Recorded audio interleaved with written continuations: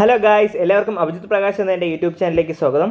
ഇന്ന് നമ്മൾ നോക്കാൻ പോകുന്ന ഡേ 4 ഓഫ് 70 ഡേ ചലഞ്ചിൻ്റെ ഡേ 4 ആണ് നമ്മൾ നോക്കാൻ പോകുന്നത്. അതുപോലെ തന്നെ ഈ ചാനൽ ആദ്യമായിട്ടാണ് കാണുന്നതെങ്കിൽ ഇത് UPSC സിവിൽ സർവീസ് റിലേറ്റ് ചെയ്യുന്ന കണ്ടൻറ്റാണ് അപ്ലോഡ് ചെയ്യുന്നത്. അതുപോലെ തന്നെ ഇതിൻ്റെ നോട്ടിഫിക്കേഷൻസും ബാക്കിയുള്ള നോട്ട്സും കാര്യങ്ങളൊക്കെ നിങ്ങൾക്ക് എൻ്റെ ടെലഗ്രാം ചാനലിൽ നിന്ന് ഡൗൺലോഡ് ചെയ്യാവുന്നതാണ്. അതിൻ്റെ ലിങ്ക് ഞാൻ ഡിസ്ക്രിപ്ഷൻ ബോക്സിൽ കൊടുത്തിരിക്കാം, അതിൽ തീർച്ചയായിട്ടും ജോയിൻ ചെയ്യാം. ഓക്കെ, അപ്പോൾ ഡേ 4 ആണെന്ന്. ഇന്ന് നമുക്ക് എക്സാം ആയിരുന്നു. ഓക്കെ, അതാണ് ഞാൻ വീഡിയോ ഇടാൻ ലേറ്റ് ആയത്. നമ്മൾ എക്സാം ഞാൻ ടെലഗ്രാം ഗ്രൂപ്പിലൊക്കെ പോസ്റ്റ് ചെയ്തിട്ടുണ്ടായിരുന്നു. നമ്മൾ ഡേ 3 പറഞ്ഞതുമാണ്, നമ്മൾ ഫസ്റ്റ് ടൈം ടേബിളും പറഞ്ഞതാണ്. ഓക്കെ, അപ്പോൾ കറക്റ്റ് നിങ്ങൾ ഈ ടൈമിൽ തന്നെ എക്സാം എഴുതുക, അതാണ് ഏറ്റവും ഇമ്പോർട്ടൻറ്റ്. കാരണം ഈ ടൈമിൽ നമ്മൾ ബ്രെയിൻ ഏറ്റവും ആക്റ്റീവായിട്ട് നിൽക്കേണ്ട സമയമാണ്. അതുകൊണ്ട് ഈ സമയത്ത് തന്നെ എക്സാം എഴുതുക. എക്സാം എഴുതിയെന്ന് വിചാരിക്കുന്നു. പക്ഷെ നമുക്ക് അറിയാം, ഒരു ദിവസം മാത്രമേ നമുക്ക് പഠിക്കാൻ കിട്ടിയുള്ളൂ. 1.5 ദിവസം, അല്ലെങ്കിൽ സൺഡേ ഒരു ഈവനിങ് ടൈമും പിന്നെ ഈ ഒരു സമയം മാത്രമേ നമുക്ക് കിട്ടിയുള്ളൂ. മാക്സിമം നിങ്ങൾ പഠിച്ച് വെച്ച് എഴുതുക. പിന്നെ ഇനിയുള്ള വിഷയങ്ങൾ പഠിക്കുമ്പോഴും PYQ സ്റ്റൈൽ ബേസ്ഡ് ആയിട്ടുള്ള ലേണിംഗ് ചെയ്യുക. ഓക്കെ, പ്രീവിയസ് ഇയർ ക്വസ്റ്റ്യൻ പഠിക്കുക, ഏറ്റവും ഇമ്പോർട്ടൻ്റ് ആയിട്ടുള്ള ടോപ്പിക്ക് പിക്കപ്പ് ചെയ്യുക. ഇപ്പം വരാത്ത ഇഷ്ടംപോലെ ചാപ്റ്റേഴ്സ് ഉണ്ട്, ഇതുവരെ ക്വസ്റ്റ്യൻ വന്നിട്ടില്ലാത്ത ഇഷ്ടംപോലെ ചാപ്റ്റർ ഉണ്ട്. ഇപ്പോൾ ഇന്ന് നോക്കിയത് തന്നെ നമ്മൾ 8 പാഠം നോക്കിയിൽ 8-7 പാഠം നോക്കിയിൽ ഞാൻ പറഞ്ഞു 3 പാഠത്തിൽ നിന്ന് ക്വസ്റ്റ്യൻസേ വന്നിട്ടില്ല. അത് മെയിൻസ് സ്പെസിഫിക് ടോപ്പിക്സ് ആണ്. ഓക്കെ, അപ്പോൾ അതിൽ നിന്ന് ഒരിക്കലും പഠിക്കരുത്. വെറും കോസ്റ്റ് ബെനിഫിറ്റ് റേഷ്യോ ഒട്ടും ഇല്ലാത്തതാണ്. അപ്പോൾ ഇതിനെ തന്നെ മാക്സിമം പഠിച്ച് സ്ട്രെങ്തൻ ചെയ്യുക. ഇതിൻ്റെ തന്നെ ഇഷ്ടംപോലെ ഫാക്റ്റുകൾ ഇന്ന് പഠിച്ചാലാണെങ്കിൽ അഗ്രികൾച്ചർ റിലേറ്റഡ് ആയിട്ട് തന്നെ കുറേ ക്രോപ്പുകളും കാര്യങ്ങളൊക്കെ ഉണ്ട്. അതുപോലെ തന്നെ ഈ മിനറൽസിൻ്റെ ഇതാണെങ്കിൽ മൈനർ മിനറൽസ്, മേജർ മിനറൽസ് എന്ന് പറഞ്ഞാൽ ഇഷ്ടംപോലെ പഠിക്കാനുണ്ട്. പെട്രോളിയം, യുറേനിയം, ന്യൂക്ലിയർ എനർജി, അതിൻ്റെ അകത്ത് തന്നെ കുറേ ഉണ്ട്. പിന്നെ ഇൻഡസ്ട്രീസും കുറേ ഉണ്ട്. ഓക്കെ, ഇത്രയും തന്നെ ഇഷ്ടംപോലെ ഫാക്റ്റ് ഉണ്ട്. അത് തന്നെ നമുക്ക് തീരില്ല. ഞാൻ തന്നെ അഗ്രികൾച്ചറിൻ്റെ PYQ മാത്രമേ എനിക്ക് ഇന്നലെ ചെയ്യാൻ പറ്റും. ഒരു 100-120 PYQ ക്വസ്റ്റ്യൻ ചെയ്തപ്പോൾ തന്നെ എനിക്ക് ഇന്നലത്തെ സമയമായി. ഓക്കെ, അപ്പോൾ നമ്മുടെ എയിം എന്ന് പറഞ്ഞാൽ അത് തന്നെ ആയിരിക്കണം, PYQ ചെയ്യുക. എല്ലാ PYQ 1979 മുതൽ 2023 വരെ വന്നിട്ടുള്ള എല്ലാ PYQസും ചെയ്ത് നോക്കുക. അതിനെ റിപ്പീറ്റേറ്റീവായിട്ട് റിവൈസ് ചെയ്യുക. കാരണം നമ്മൾ ഒരിക്കൽ ചെയ്ത് കഴിഞ്ഞാൽ ഒരിക്കലും ഓർമ്മിക്കാൻ പോകില്ല, അത് മറന്നു പോകും. പിന്നെയും റിവൈസ് ചെയ്യണം. അപ്പോൾ അതുകൊണ്ട് തന്നെ നമുക്ക് കണ്ടൻറ്റ് ഇഷ്ടംപോലെ വേണ്ട, ഉള്ള കണ്ടൻറ്റ് കുറേ പ്രാവശ്യം പഠിക്കാൻ വേണ്ടിയിട്ടുള്ള ആണ് നമ്മൾ നോക്കേണ്ടത്. അപ്പോൾ നമ്മൾ ഇന്നലത്തെ ടെസ്റ്റ് സീരീസിലും കുറേ ക്വസ്റ്റ്യൻ നമ്മൾ പഠിക്കാത്ത പാഠം, അല്ലെങ്കിൽ ഞാൻ പറഞ്ഞില്ലേ സ്കിപ്പ് ചെയ്യാൻ പറഞ്ഞ പാഠത്തിൽ നിന്ന് കുറേ ക്വസ്റ്റ്യൻ ഉണ്ടായിരുന്നു. പക്ഷേ അത് നിങ്ങൾ മൈൻഡ് ആക്കേണ്ട, കാരണം അതൊന്നും UPSCക്ക് വരാൻ പോകുന്നില്ല. ഇവർ ആ ഒരു കവറേജ് കിട്ടാൻ വേണ്ടിയാണ് അവരെ ക്വസ്റ്റ്യൻസ് ഇടുന്നത്. നിങ്ങൾ പഠിച്ച പാഠം അഗ്രികൾച്ചർ, മിനറൽസ്, ഇൻഡസ്ട്രി, അതിൽ നിന്നുള്ള ക്വസ്റ്റ്യൻ മാത്രം കറക്റ്റായിട്ട് അറ്റൻഡ് ചെയ്യുക. ഓക്കെ, പിന്നെ കറണ്ട് അഫെയർ ക്വസ്റ്റ്യൻ വരും. കറണ്ട് അഫെയർ നിങ്ങൾക്ക് അറിഞ്ഞുകൂടാതെ തന്നെ അറ്റൻഡ് ചെയ്യേണ്ട, കറണ്ട് അഫെയർ നിന്നും വരും. എന്നിട്ട് നിങ്ങൾ ഈ ക്വസ്റ്റ്യൻ പക്ഷേ എടുത്ത് വെച്ചിരിക്കുക. അപ്പോൾ ഇത് നമ്മൾ എഴുതുന്ന എല്ലാ ക്വസ്റ്റ്യൻസും പ്ലസ് PYQസും പിന്നെ സ്റ്റാറ്റിക് മെറ്റീരിയൽ, ഇത്ര ആയിരിക്കണം നമ്മുടെ സോഴ്സ്. ഇത്രയും മാത്രമേ വരാവുള്ളൂ, ഇതിൽ കൂടുതൽ വരരുത്. അപ്പോൾ ഇതിനായിരിക്കണം നമ്മൾ പിന്നെ റിവൈസ് ചെയ്യേണ്ടത്. ഓക്കെ, അപ്പോൾ അടുത്ത ഉച്ചയ്ക്ക് ശേഷമുള്ള സമയം 2:30 to 4:30 എന്ന് പറയുന്ന സമയം എന്ന് പറയുന്നത് നിങ്ങൾ കറക്റ്റായിട്ട് ആ സമയം CSAT പഠിക്കുക. കാരണം നമുക്കിനി 2 ദിവസം കഴിയുമ്പോൾ അടുത്തൊരു ടെസ്റ്റ് ഉണ്ട്. അപ്പോൾ ആ ടെസ്റ്റ് വരുമ്പോൾ ഉച്ചയ്ക്ക് ശേഷം എക്സാം ഉണ്ട്. ഓക്കെ, 2:30 to 4 എക്സാം ഉണ്ട്. അപ്പോൾ 2:30 to 4 എക്സാം വരുമ്പോൾ ആ സമയം നമുക്ക് കറക്റ്റ് സെയിം UPSCയുടെ സമയമാണ് നമ്മൾ ഫോളോ ചെയ്യുന്നത്. അപ്പോൾ ആ സമയത്ത് നമ്മളെ മൈൻഡ് കറക്റ്റായിട്ട് വർക്ക് ചെയ്യണം. അപ്പോൾ നിങ്ങൾ ആ സമയത്ത് CSAT എടുത്ത് വെച്ച് പഠിക്കുക. ഇപ്പോൾ നമ്മൾ മെയിനായിട്ടുള്ള 3 ടോപ്പിക്കുകളാണ് ഇപ്പോൾ നമ്മൾ നോക്കുന്നത്. ഒന്ന് നമ്പർ സിസ്റ്റം, പിന്നെ നമ്മൾ ഇന്നലെ ഇട്ട, പിന്നെ അതുപോലെ തന്നെ പേഴ്സൻറ്റേജ് എന്ന് പറഞ്ഞ ഒരു ടോപ്പിക്കുണ്ട്. അതുപോലെ തന്നെ ഏതാണ് വർക്ക് എനർജി പവർ എന്ന് പറഞ്ഞ ടോപ്പിക്കുണ്ട്. ഈ 3 ഏറ്റവും കോറായിട്ടുള്ള 3 ടോപ്പിക്കുകൾ. അപ്പോൾ ഇത് രണ്ടും നിങ്ങൾ ബേസിക്സ് ക്ലിയർ ചെയ്യാനുണ്ടെങ്കിൽ ക്ലിയർ ചെയ്യുക ഈ സമയത്ത്. പിന്നെ നമ്പർ സിസ്റ്റത്തിൻ്റെ പ്രീവിയസ് ഇയർ ക്വസ്റ്റ്യനൊക്കെ ചെയ്ത് നോക്കാം. ഓക്കെ, ഇത്രയാണ് നമ്മൾ CSAT ഈ സമയത്ത് ചെയ്യുക. പിന്നെ അത് കഴിഞ്ഞുള്ള സമയം 4 കഴിഞ്ഞിട്ടുള്ള സമയം നിങ്ങൾ എന്ത് ചെയ്യുക, ഈ എക്സാമിൻ്റെ അനാലിസിസ് ചെയ്യുക. എന്തെങ്കിലും ക്വസ്റ്റ്യൻ്റെ ഏതെങ്കിലും ഡൗട്ടോ എന്തെങ്കിലും വരാണെന്നുണ്ടെങ്കിൽ നിങ്ങൾക്ക് അത് ടെലഗ്രാം ചാനലോ യൂട്യൂബ് ചാനലോ എപ്പോഴെങ്കിലും ആ ക്വസ്റ്റ്യൻ നമ്പർ ഒന്ന് കമൻറ്റ് ചെയ്യുക. ഈ ക്വസ്റ്റ്യൻ പേപ്പറൊക്കെ ഞാൻ എല്ലാം ടെലഗ്രാം ചാനലിൽ ഇട്ടിട്ടുണ്ട്, ക്വസ്റ്റ്യൻ പേപ്പറൊക്കെ. ഓക്കെ, അപ്പോൾ അതൊന്ന് കമൻറ്റ് ചെയ്യുക. അതുപോലെ തന്നെ പെൻഡിങ് ആയിട്ടുള്ള റിവിഷനും കാര്യങ്ങളൊക്കെ എന്ത് ചെയ്യുക, ഈ സമയം കൊണ്ട് ചെയ്യുക. കാരണം ഇതിൽ തന്നെ ഇഷ്ടം പോലെ എനിക്ക് അതിലിപ്പോൾ PYQ കുറേ ചെയ്യാണ്ട്, ബാക്കി അങ്ങനെ ചെയ്യാണ്ട്. അപ്പോൾ നിങ്ങൾ എപ്പോഴും ഇപ്പോൾ നാളെ ആയാലും നാളത്തെ ടെസ്റ്റിൻ്റെ കാര്യം ഞാൻ പറയാൻ പോകുമ്പോഴേ നിങ്ങൾ ഒരു കാര്യം ഓർക്കുക, PYQ ബേസ്ഡ് ലേണിംഗ് നടത്തുക. അതായത് ഇപ്പോൾ അടുത്ത ഞാൻ ജോഗ്രഫിയിലെ ബാക്കിയുള്ള കോർ പോർഷൻസാണ് പറയാൻ പോകുന്നത്. അതായത് ഫിസിക്കൽ ജോഗ്രഫി, അതിൻ്റെ അകത്ത് തന്നെ ജിയോമോർഫോളജി വരും, ക്ലൈമറ്റോളജി വരും, ഓഷ്യനോഗ്രഫി വരും. ഓക്കെ, അപ്പോൾ അങ്ങനെയുള്ള പോർഷൻസ്. പിന്നെ ഏറ്റവും കോറായിട്ടുള്ള ഇന്ത്യൻ ജോഗ്രഫിയുടെ പോർഷൻ, ഇന്ത്യൻ ജോഗ്രഫിയുടെ അകത്ത് തന്നെ ഇന്ത്യയുടെ ഫിസിയോഗ്രഫി, ക്ലൈമറ്റ്, പിന്നെ അതുപോലെ റിവർ സിസ്റ്റം, സോയില്, വെജിറ്റേഷൻ. അപ്പോൾ അതേപോലത്തെ ഇമ്പോർട്ടൻ്റ് ആയിട്ടുള്ള ടോപ്പിക്കുകളാണ്. ഇത് വളരെ വലിയ ടോപ്പിക്കാണ്. നമുക്ക് 2 ദിവസം കിട്ടും. 2 ദിവസം കൊണ്ട് നമുക്കൊന്നും തീരത്തില്ല. പക്ഷേ നിങ്ങൾ എന്ത് ചെയ്യുക, PYQ കറക്റ്റായിട്ട് ചെയ്യുക. എല്ലാ PYQസും ചെയ്യുക, പറ്റുന്ന അത്ര തീരുന്ന എന്നിട്ട് അറിയാവുന്ന വെച്ചിട്ട്. ഓക്കെ, നിങ്ങൾ അറിയാവുന്ന നോളജ് കറക്റ്റായിട്ട് എന്ത് ചെയ്യുക, നിങ്ങളെ എക്സാമിൽ ചെയ്യുക. നമ്മൾ ഇത്രയും ഡെഡ് ലൈൻ വെച്ച് വന്ന സമയം കുറവായതുകൊണ്ടാണ്. അതുപോലെ തന്നെ ഈ സമയം കൊണ്ട് നമുക്ക് റിവൈസ് ചെയ്തെടുക്കുകയും വേണം ഇത്തരം ടോപ്പിക്. അതുകൊണ്ടാണ്. ഓക്കെ, അപ്പോൾ നിങ്ങൾ അങ്ങനെ ഇന്നത്തെ ദിവസം നിങ്ങൾ കൊണ്ടുപോകുക. പിന്നെ അതുപോലെ ഞാൻ പറഞ്ഞു ഈ ദിവസത്തിൻ്റെ ഇമ്പോർട്ടൻസ്, ഓരോ ദിവസം ഹിയർ നൗ ദിസ് മൊമെൻറ്റ്, ഈ ഒരു ദിവസത്തിൻ്റെ ഇമ്പോർട്ടൻസ് ആണ് നമ്മൾ മനസ്സിലാക്കേണ്ടത്. ഈ എക്സാം ക്രാക്ക് ചെയ്യാൻ പറ്റാത്തതല്ല, ഇന്നത്തെ ടാർഗറ്റ് അല്ലെങ്കിൽ നമ്മുടെ ഡെയിലി ടാർഗറ്റുകൾ നമ്മൾ നന്നായിട്ട് കംപ്ലീറ്റ് ചെയ്യുക, അതിനുള്ള ഫോക്കസ് ഉണ്ടാക്കിയെടുക്കുക എന്നുള്ളതാണ് നമ്മളിപ്പം നോക്കേണ്ടത്. ബാക്കിയൊക്കെ പിന്നീടുള്ള കാര്യം. ഇന്നത്തെ കാര്യം നമ്മൾ കൃത്യമായിട്ട് ചെയ്യാം.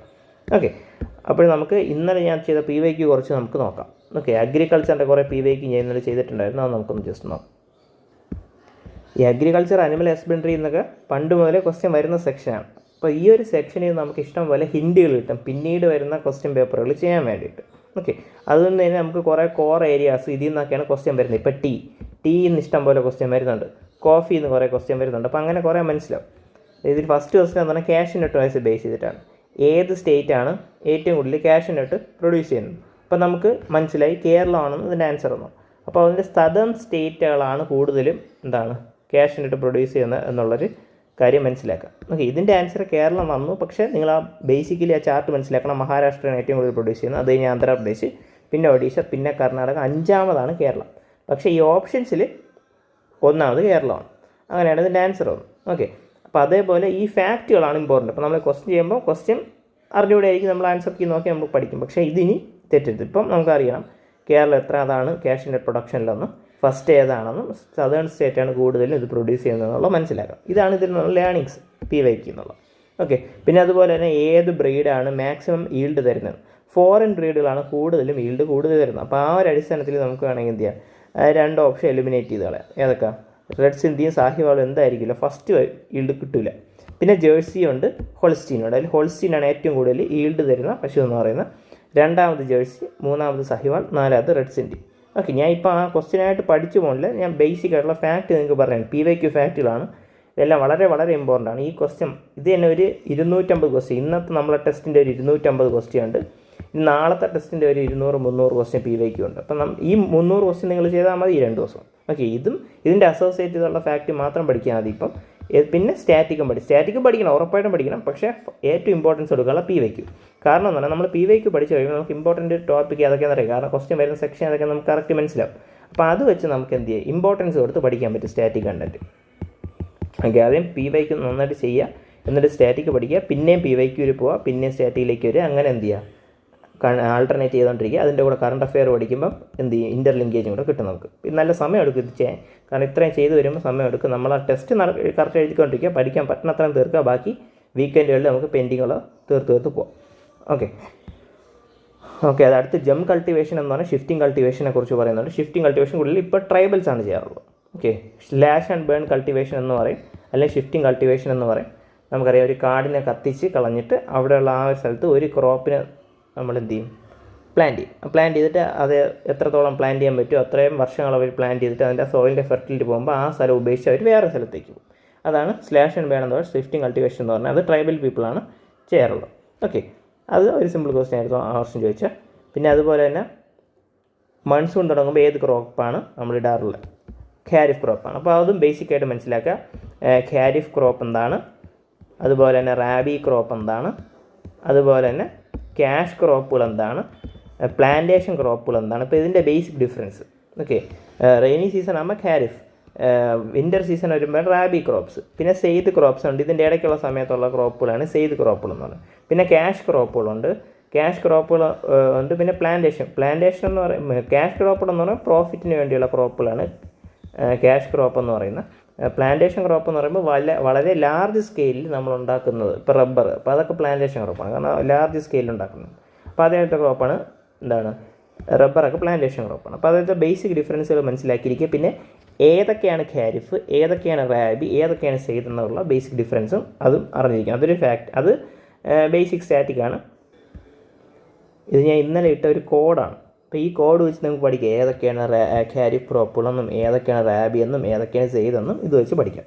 ഓക്കെ, അപ്പം rice, bajra, jowar, pulse, cotton, maize, groundnut, sugar cane, turmeric, ഇതെല്ലാം എന്താണ്? ഇതെല്ലാം ഖാരിഫാണ്.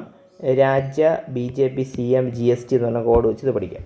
അതുപോലെ തന്നെ റാബി ക്രോപ്സിനാണ് WBC, ലോ പ്രഷർമോ അങ്ങനെ എന്തെങ്കിലുമൊക്കെ പറഞ്ഞ് ഇത് പഠിക്കുക. Okay, wheat, barley, chickpea, linseed, oats, mustard, potato. കൂടുതലും ചെയ്യുന്ന ഐഡൻറ്റിഫൈ ആണ്. ഇപ്പോൾ ഒരു 4-5 ഇപ്പോഴത്തെ ക്വസ്റ്റ്യൻ ടൈപ്പ് അങ്ങനെയാണ്. 4-5 ക്രോപ്പുകൾ വന്നിട്ട് ഇതിലേതൊക്കെയാണ് ഖാരിഫ്, ഇതിലേതൊക്കെയാണ് സെയ്ദ് എന്ന് ഐഡൻറ്റിഫൈ ചെയ്യാൻ പറ്റണം. ഓക്കെ, പിന്നെ അതുപോലെ zaid crop, cucumber, water melon, musk melon, pumpkin.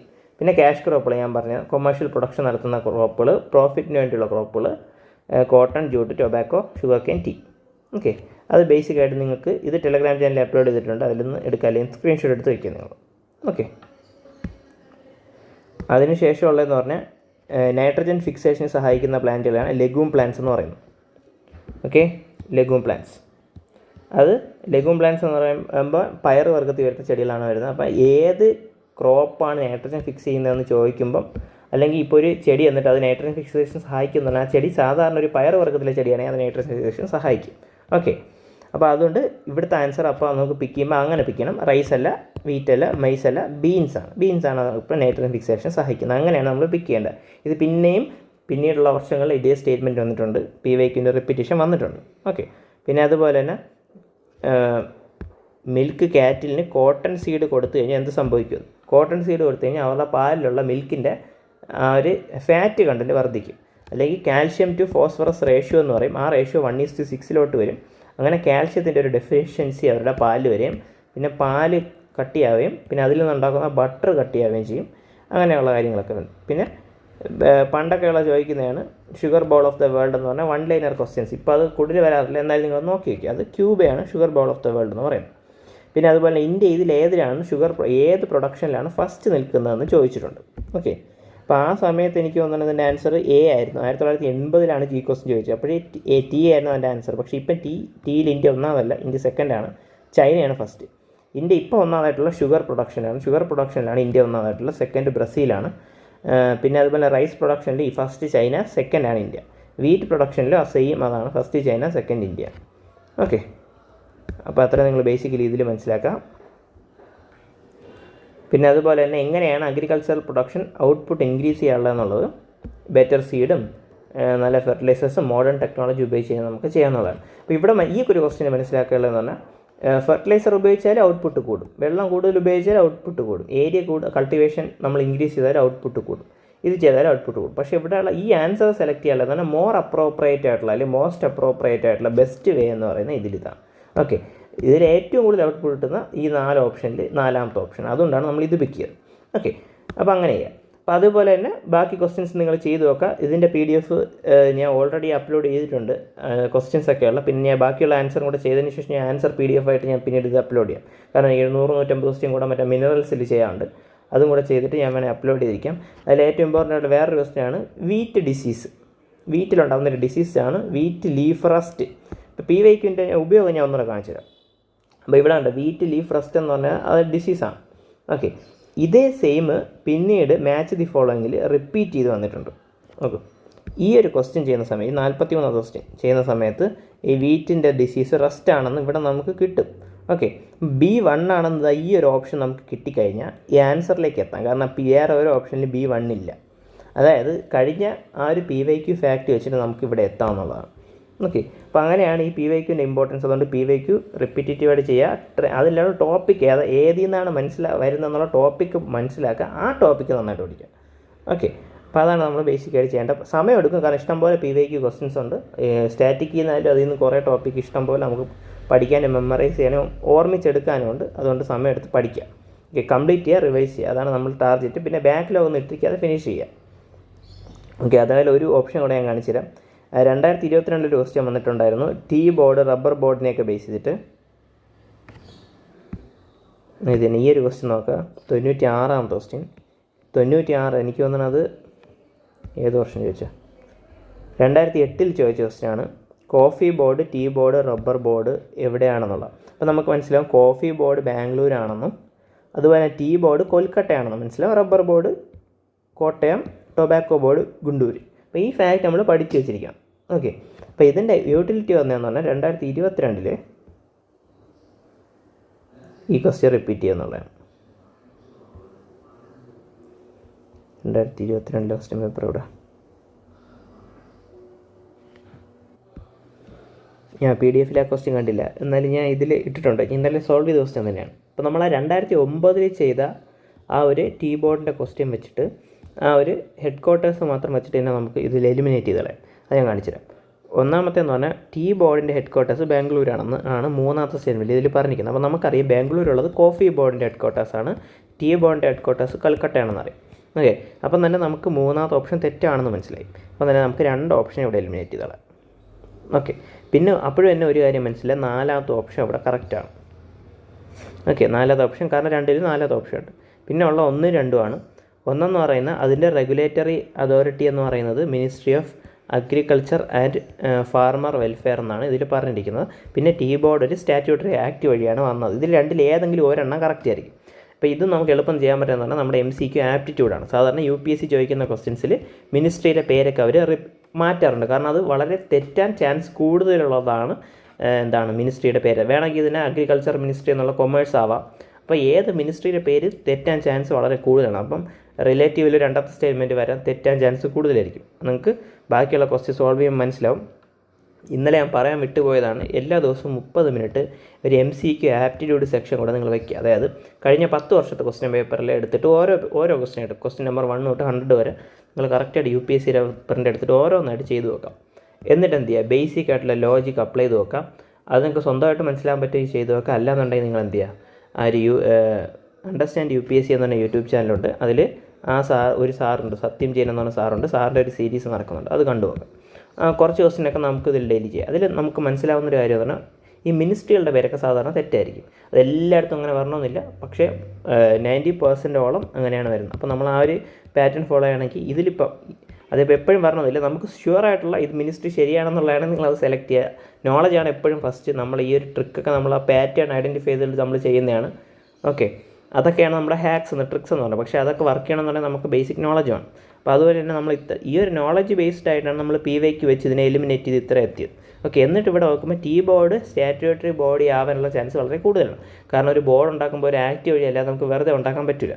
Okay, അപ്പം അല്ലെങ്കിൽ കമ്പനി ബോർഡോട്ട് രജിസ്റ്റർ ചെയ്ത് അതൊക്കെ അതിനെക്കാളും ഇത്രയും ഇമ്പോർട്ടൻ്റ് ആയിട്ടുള്ള ബോഡിക്ക് എന്തായാലും ഒരു ആക്ട് വരാനാണ് ചാൻസ് കൂടുതൽ. പക്ഷേ ഇതിനെ ministry of agriculture and farmer welfare regulate ചെയ്യുമ്പോൾ എന്ന് പറയുമ്പോൾ മിനിസ്ട്രികളുടെ പേര് സാധാരണ UPSC മിക്ക ക്വസ്റ്റ്യൻ പേപ്പറിലെല്ലാം തെറ്റിച്ചാണ് കൊടുക്കാറുള്ളത്. അതുകൊണ്ട് തന്നെ ഈ സ്റ്റേറ്റ്മെൻറ്റ് തെറ്റായിരിക്കും.